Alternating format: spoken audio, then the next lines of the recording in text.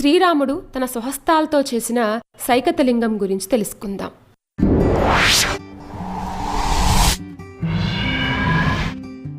ముక్తి రామలింగేశ్వర ఆలయం.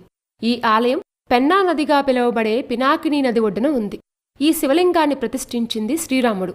అందుకే దీనికి రామేశ్వరం అని పేరు. 56 అంగుళాల ఎత్తుండే ఈ లింగం మీద శ్రీరాముని యొక్క వేలిముద్రలు ఇప్పటికీ ఉన్నాయి.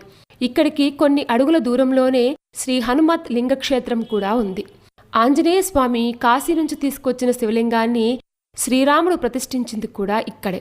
ముక్తి రామలింగేశ్వర ఆలయం సువిశాలమైన స్థలంలో నిర్మించిన పెద్ద ఆలయం. అందమైన శిల్పాలతో అలరారే 5 అంతస్తుల రాజగోపురం చూపర్లకు కనువిందు చేస్తుంది. ఈ ఆలయం చుట్టూ రక్షణ కోసం నిర్మించిన తలుపులతో బలమైన గోడలున్నాయి. ఈ ఆలయ గోపురాన్ని శ్రీకృష్ణదేవరాయలు నిర్మించారని ప్రతీతి.